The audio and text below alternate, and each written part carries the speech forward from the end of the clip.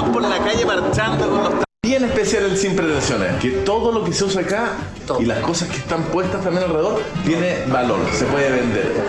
Oye, yo quiero empezar a ver, quiero que me empiecen a mostrar un poquito el restaurante y me vaya explicando, porque esto también no es simplemente un restaurante, es como un proyecto familiar. ¿Qué eso? Son limonadas.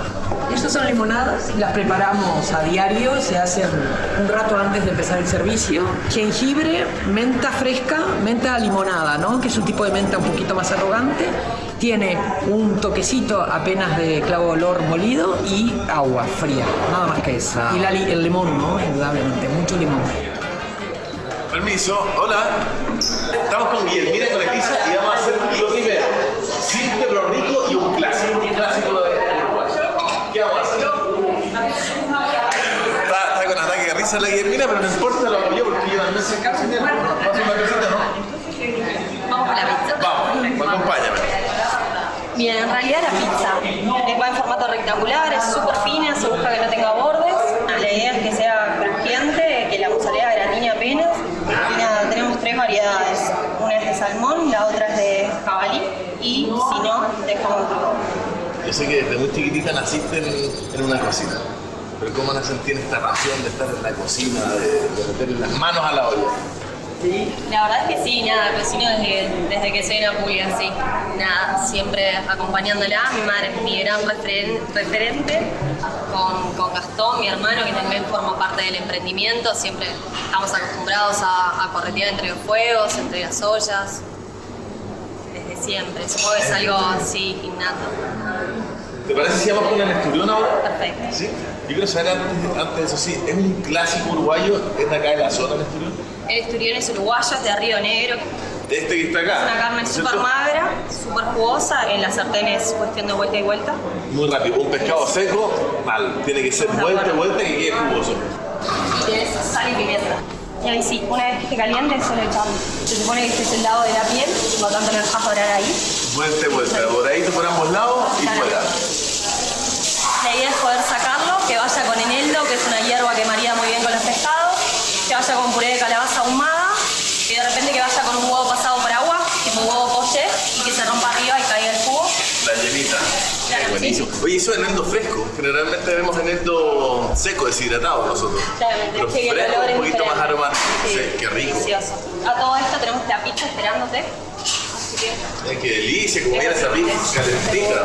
Nosotros a la pizza la servimos con rúcula limonada, jabalí y nada, la idea es poder terminarlo con eso y que la prueben y nos digan qué tal. La pizza tiene que ser sencilla, sin mucho ingrediente. Yo soy media de esa idea, en realidad acá todo es medio sencillo, es como seguir la línea del sin pretensiones, ¿no? Bueno, salimos recién de la cocina y ya tenemos el desayuno puesto en la mesa, un desayuno contundente. Y yo no me aguanto más que partir por la visita porque no me he comido ni una hasta ahora, así que quiero probar. Ustedes al ataque también. ¿Tenéis la pizza y mira? Bueno, buenísimo. La masa delgadita. Viniendo de un rico. colega. Muy buena. Increíble. Yo este pescado no lo había probado. ¿No? Es increíble la textura que tenemos. La carne es bien firme. Súper Es graso. Es muy graso, es uno de los como pescados azules, ¿no? Es graso. Eso también lo hace fácil de cocinar porque aunque se pasa un pelito en cocción, Sí. no queda tan seco. Sí. Sin duda, la influencia europea en la cocina y la cultura uruguaya se hace notar. Pero hay otra influencia menos conocida, la africana, que se expresa sobre todo en la música de carnaval. Así que tomamos rumbo al barrio sur para conocerla y disfrutarla. Les cuento, llegué recién a este lugar porque quiero saber de algo que es muy tradicional acá en Uruguay, sobre todo en esta zona de Montevideo, que es el candombe. Y estamos con el Matías, que es un capo y él tiene un grupo de candombe, ¿no? Sí, nuestro grupo C1080, acá estamos en el barrio. ¿Cómo se llama? C1080. C1080. 401080 por la dirección de Conventillo Medio Mundo. Y acá es donde los inicios del candombe. ¿Cuánta gente la compone? Y en la calle, en la llamada, salimos 150 personas.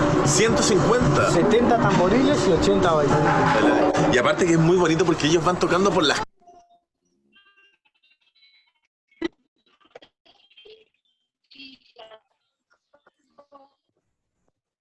Jóvenes, bienvenidos nuevamente. Vamos a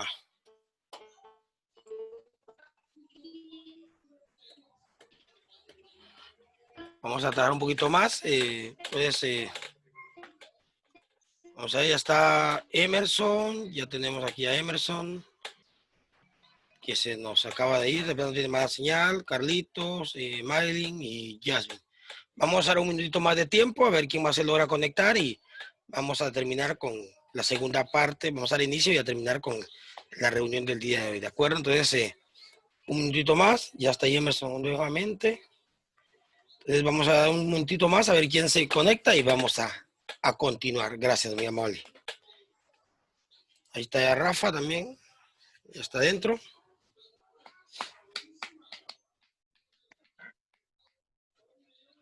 Bueno. Entonces vamos a continuar con lo que estamos trabajando acerca de la gastronomía uruguaya. Pues hablábamos un poco acerca de los animales que crían en Uruguay, pues hablábamos un poco de los bovinos, en este caso pues de las reses específicamente, o de algunos buey. Hablábamos también de algunos caprinos, por ejemplo, ovejas, cabras, carneros. Hablábamos también de los porcinos que producen bastante cerdo. Y no solo ello, también dentro de sus carnes que ellos consumen, pues consumen también, en este caso, algunos animales de caza, por ejemplo, el jabalí. El jabalí es para ellos uno de los animales también que en Uruguay usan bastante. Aunque ahora pues se ha estado controlando la caza de estos animales. ¿Por qué? Porque anteriormente pues se cazaban incontrolablemente y se llegó pues hasta el punto de que estuviera casi en extinción el animal. Entonces, pues ahora los encargados de preservar los recursos naturales pues se están velando porque se haga una caza pero controlada de este animal que es el jabalí. Entonces, vamos a ver un poco acerca de eso. Antes de pasar a la siguiente diapositiva, pues les quiero comentar. Según estadísticas, dice que Uruguay es uno de los países donde consume muy poco pescado, o sea, muy poco marisco. Pero se hacían estudios que por qué. Tal vez no había dónde producir el marisco, no había dónde pescarlo, dónde obtener el marisco. Y se empezaron a hacer estudios y lograron la conclusión que no era realmente porque no había dónde producirlos o adquirirlos, sino que más que todo es por cultura, ustedes. Y es increíble esto. Entonces, Uruguay no es uno de los países, en este caso de Sudamérica, que consuma demasiados mariscos, sino que se limitan a comer muy pocas cantidades de marisco. Pero leyendo e indagando, pues se llega a la conclusión que no es porque no se consigan, es porque en referente no es algo cultural, o sea, no viene y diga, bueno, yo estoy acostumbrado pues a comer marisco, no.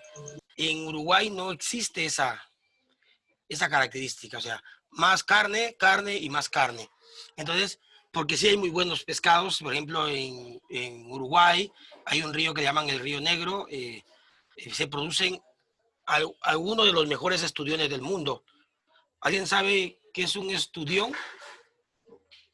¿O qué produce un estudión? ¿Alguien sabe? La raza de este pescado, ¿qué produce? Que entre la gastronomía europea, específicamente en la francesa, es uno de los productos más preciados por los europeos. ¿No? El famoso caviar. Entonces, si nos referimos a esto, nos referimos a que Uruguay tiene pescados de excelente calidad, refiriéndonos a que tiene uno de los animales donde, por supuesto que en los países europeos no es el consumo de la carne, pero sus huevecillos son uno de los, podemos decir, de los tesoros de la gastronomía francesa. Entonces, pues tienen muy buenos pescados, tienen ríos de agua dulce, tienen lagos de agua salada, donde se pueden producir pescados de excelente calidad. Pero por cultura no consumen demasiado estos productos, sino que se limitan a comer más que todo animales terrestres, carne de res, carne de cerdo, algún tipo de caprino, una cabra, oveja, etc. Se limitan a comer. Me preguntan, chef, ¿y qué? ¿No consumen pollos? Bueno, claro, pero no se mencionan mucho porque no es como que algo muy típico en este caso de Uruguay. Bueno, yo voy a comerme, claro que se consume la carne de pollo porque en todos los países pues hay lugares que están en un estatus económico alto, medio y bajo, y por supuesto que en en ese estatus económico medio o bajo, es la carne a la que mejor tenemos acceso. O sea, es la carne que realmente nosotros podemos consumir porque es a la que tenemos acceso por el nivel económico en el que estamos, en este caso, pues nosotros. Entonces, para que ustedes lo tomen en cuenta. Entonces, estábamos hablando un poco acerca de entonces, eso sería con relación a la al bajo consumo de pescados o de mariscos en Uruguay. Es porque no es algo que se haga en este caso, pues, transmitido de familia en familia. Entonces, sí es muy bajo, pero muy, muy bajo el consumo de este producto, para que lo tomen en cuenta. ¿De acuerdo? Bueno.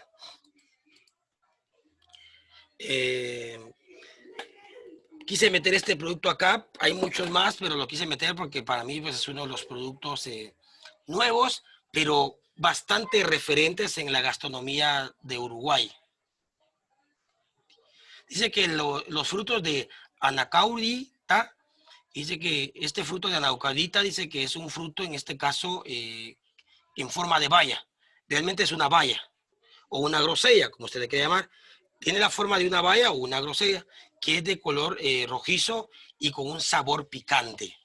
Entonces, en Uruguay, hoy en día, es una de las especies o ingredientes que se usan como condimento para darle sabores refrescantes, en este caso, a los alimentos. Dice que ese sabor picante que tienen las semillas de anacarda, dice que es una semilla que dentro de ella hay una toxina, que en teoría es un veneno, similar a la capsaína. Sabemos que la capsaína de un picante, pues en este caso también es un veneno, pero que al ser humano no le causa mayor daño. De igual manera es la grosella o la fruta de anacarda. Entonces, ¿qué sucede con esta semilla? Entonces, hoy en día se está secando, se está deshidratando y se está utilizando en este caso como condimento para preparar carnes, para preparar asados, para preparar guisos. Incluso hay un plato que es un plus en Uruguay, que es su pizza, que normalmente ahí, pues ahí me pedían el video, es una pizza delgada que se sirve en roca. Hoy en día están utilizando también esta semilla que es picante, pero refrescante en el paladar, para sazonar, en este caso, este tipo de preparaciones. Hoy en día ha trascendido, en este caso, a nivel internacional. Incluso hoy les voy a compartir un documento donde hay información acerca de un chef, el nombre no me acuerdo, es Luis no sé qué, que lo invitaron al Congreso Internacional, en este caso, de la gastronomía de Sudamérica. Pues sí, él viene y va a exponer acerca de, no de su carne, porque todos conocen su carne, sino que de especies y productos como este fruto de anacarda, que este producto lo que hace es que ha ido transformando la gastronomía uruguaya, la ha ido convirtiendo para que la gente vea otra perspectiva. Porque dicen ellos que no quieren que su gastronomía sea relacionada con otros países, sino que sea una gastronomía propia, que cuando la gente hable de X ingrediente, en esencia hable de Uruguay. Entonces, imagínense, hasta de eso se está preocupando la gente de este país para que ellos puedan tener identidad como gastronomía. Algo que muchos países no lo han logrado focalizar, no lo han logrado canalizar, pero este país hay gente que se está preocupando y por eso está innovando y está tratando de incorporar ciertos ingredientes que antiguamente, estoy viendo que este fruto pues se utiliza como desde el 85, o sea, ya tiene tiempo, pero no era muy conocido fuera de sus fronteras. ¿Sí, diga? ¿Sí le escucho?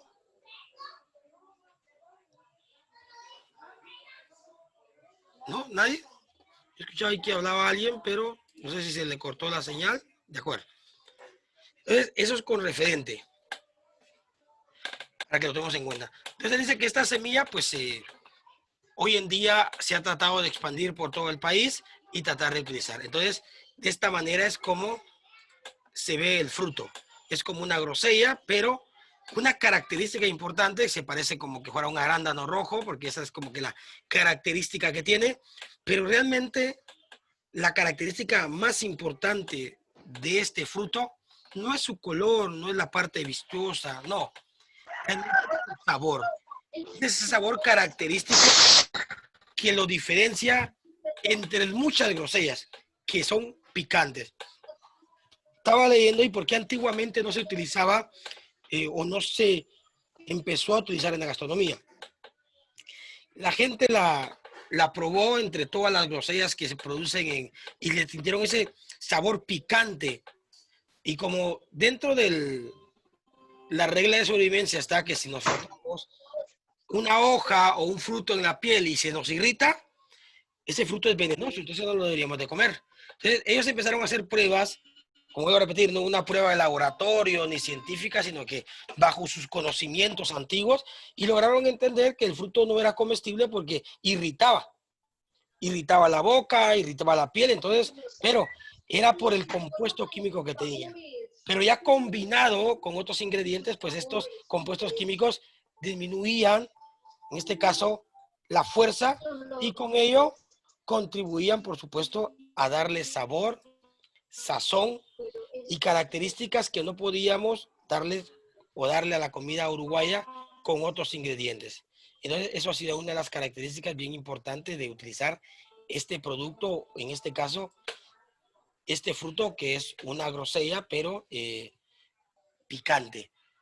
Cuando yo la vi y leyendo entre la cultura, en este caso uruguaya gastronómica, y contra este digo, puchica, o sea, hay gente que se está preocupando porque cada día en su país su gastronomía se vaya transformando.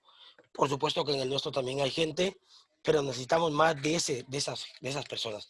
Y espero que algunos de ustedes pues quieran tener ese chip de decir, bueno, yo voy a ver, voy a indagar, voy a investigar, voy a estudiar, porque quiero que transformar, sin perder sus raíces gastronómicas, por supuesto, pero ir innovando para que nuestra gastronomía en algún punto se logre posicionar entre las mejores del mundo. Entonces, eso es lo que está tratando de hacer la gente uruguaya, posicionar su gastronomía entre una de las mejores del mundo. Europa tuvo su plus, estuvo hasta arriba, de ahí nació la ciencia y el arte, hablemos de Francia, España, Italia, pero hoy en día la gente ya conoce demasiado de la cocina europea. Ahora es la época y el tiempo de las demás culturas. Por ejemplo, hablemos un poco de Australia. Australia antes ni se mencionaba, hoy en día ya es un destino gastronómico. Hablemos de los países asiáticos. Gastronómicamente antes eran como que habían tabús. Hoy no, hoy todos quieren ir a probar comida asiática. Entonces, al punto que quiero llegar es que Uruguay, ese es su norte, ese es su punto que quiere seguir. Uruguay es famoso por su gastronomía, pero quiere posicionarlo, está en lo alto. Y por eso que los chefs de Uruguay se están preocupando. No solo los chefs, que la gente de Uruguay.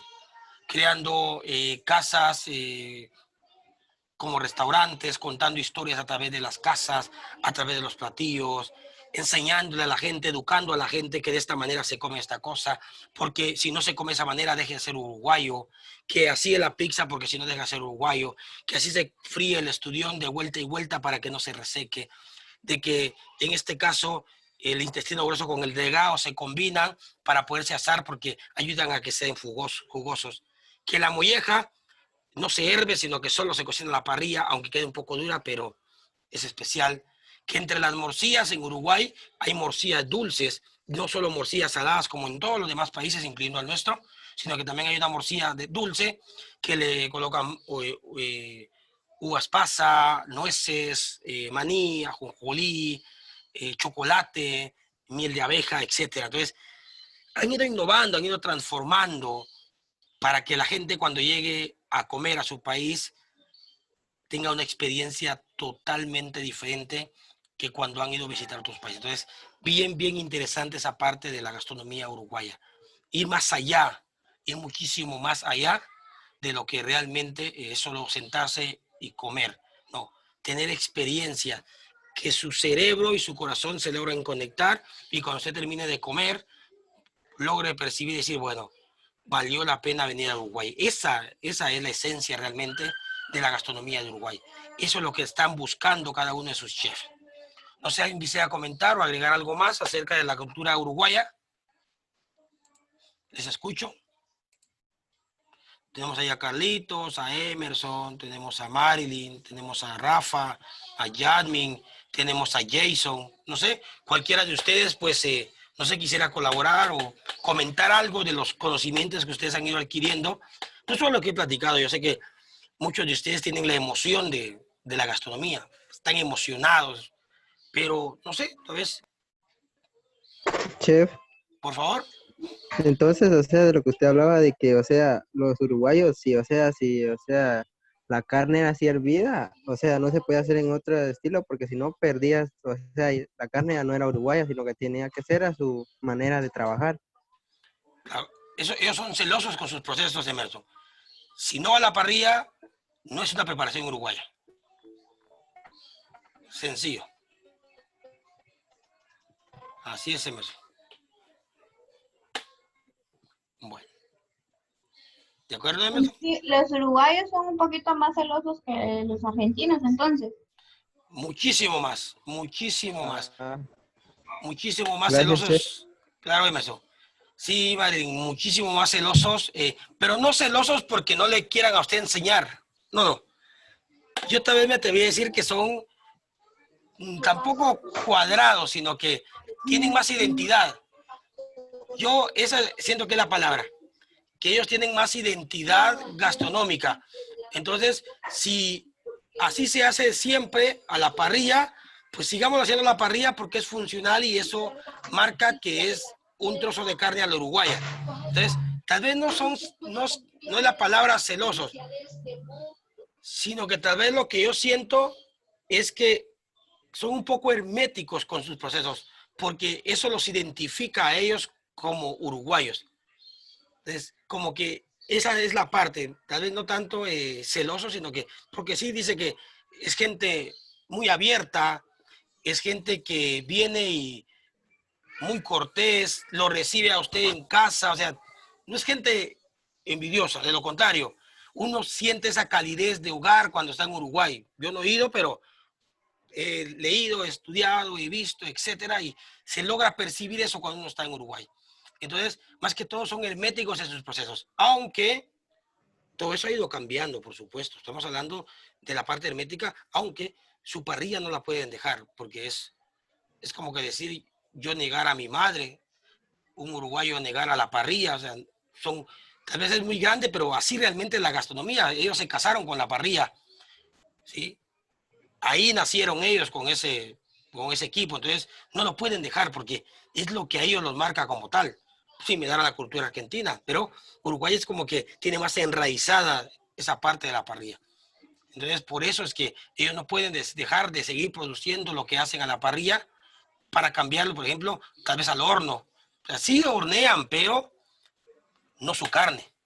Sí hierven, por supuesto, pero no su carne, porque eso pues va a la parrilla, porque, y tienen razón, porque el fuego directo pues carameliza mejor, hace que la reacción de malear se construya mejor, que quede esa capa crocante, que por eso esté jugosa, que la carne tenga mejor sabor. Una carne hervida, una carne asada, a años luz, hay un gran abismo entre un sabor y el otro. Entonces, son cosas que también nosotros tenemos que ir percibiendo cuando aprendemos de una cultura que no es porque ellos no quieran, es porque no beneficia al producto. ¿De acuerdo, Marilyn? Y chef también está, como me dio curiosidad lo de Argentina, me puse a investigar y en Argentina el promedio de una persona llega a comer el 55 kilos de carne anual y un Uruguay llega a comer un 60 kilos de carne anual, así que Uruguay es oficial, consume mucha más carne que lo que es Argentina. De acuerdo, imagínense. Y una de las ventajas de ustedes de despojar a un animal, una res o un cerdo o cualquier otro animal, es que si usted sabe, va a aprovechar todo, o sea, no va a perder nada. En el cerdo solo el pelo, porque no se puede comer, y las uñas. De ahí todo va para adentro. El hueso no se come, pero se le saca sabor. A la res, ni el pelo. Tal vez solo el estiércol que hay adentro y la orina, ahí todo va para adentro, la riñonada, sesos, lengua, va para adentro, todo. Entonces, otra cosa también que yo también he logrado percibir dentro de las culturas que son carnívoras, en este caso hablemos de Uruguay y de Argentina, pues es que han sabido aprovechar ese recurso, que es la producción de las reses.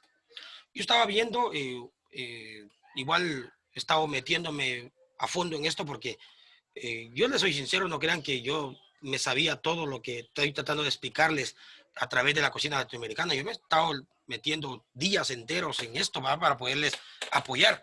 Entonces yo estaba viendo que incluso un día se cogieron carnes uruguayas, argentinas y la famosa carne de Kobe, ¿va? En este caso de Japón. Fueron animales producidos con los mismos estándares de calidad, que quiere decir que Uruguay produjo reses con los estándares de calidad que las produce Japón y de igual Argentina. Y empezaron con el proceso. 8 meses llevó el proceso de la crianza de los animales. Y posteriormente se mataron y se cortaron las piezas de las mismas carnes. Por ejemplo, en este caso usaron una picaña, una picaña de la res de Argentina, de la uruguaya y en este caso, alguien también me refresca la mente, no es Kobe la raza del animal, sino que tiene otro nombre, pero no me recuerdo ahorita. Kobe es el resultado es el sello más que todo, pero la raza del animal no es Kobe, no me recuerdo. Pero la cosa que ahorita me voy a recordar y les digo, la cosa que usaron las tres reses y cuando se tiraron a la parrilla les dieron a comer a ciegas a las personas. Comieron y todos. La única diferencia entre la carne de Kobe y las otras 2 reses que encontraron es que como el marmoleado de la carne de Kobe es intenso, ¿va? Acuérdense que está registrado entre la A1 hasta la A12, ¿va? Así es el grado de marmoleado que tiene una carne de Kobe. Entonces, digamos que colocaron un marmoleado A7. Entonces, quiere decir que lo único que encontraron realmente diferencia no es tanto en el sabor, no es tanto en la suavidad, en la textura, sino que realmente es que una carne es muchísimo más empalagosa que la otra. Así fue como lo percibieron ellos. Que la carne que se produce en Argentina y que se produce en Uruguay, un ser humano promedio bien se puede comer entre 700 y 1000 gramos de carne en una sentada, decían ellos, ¿verdad? Hablaban ellos porque ellos comen mucho, pues yo tal vez si mucho me aguanto a meter 400 gramos si es que como carne de res, ¿verdad? Porque casi no como. Pero el punto que quiero es que era más empalagosa, decían ellos. ¿Pero por qué? Pero es por la cantidad de grasa que tiene, porque de una carne de Kobe dice que una porción correcta que un ser humano se debería comer son 100 gramos, dice. Entonces imagínense. Entonces, realmente entonces dijeron, si es una carne especial, producida bajo estándares especiales, pero esa es la diferencia. Es que puedo disfrutar más una carne americana, en este caso de Sudamérica, que una carne japonesa. Y en precio, $3,000, en este caso, un trozo de picaña. Y como 60, $100 lo más caro, no, $60 era, costaba la picaña de los demás. O sea, imagínense el precio. Porque si no estoy mal, 120, no, perdón, no soy, $13 cuesta el gramo de carne de Kobe. Y los otros pues oscilan como entre los 50 centavos de dólares, $1 en caso algunas depende de la calidad de la carne. O sea, está como 500 o 1000 veces más cara la carne de Kobe y se disfruta menos. Dice que la carne de Kobe es solo una carne para gustos, pero muy exigentes. Entonces, ¿por qué les cuento esto? Porque yo estaba leyendo y contradecían esa parte. Aunque la carne de Kobe sigue siendo entre las más caras del mundo. Pero cuando las aparearon en relación a esta parte del consumo, lograron encontrar, podría decir, esta parte en contra de la carne de Kobe. No sé, Mari, ¿quería comentar algo? Sí, que el Kobe viene de la raza de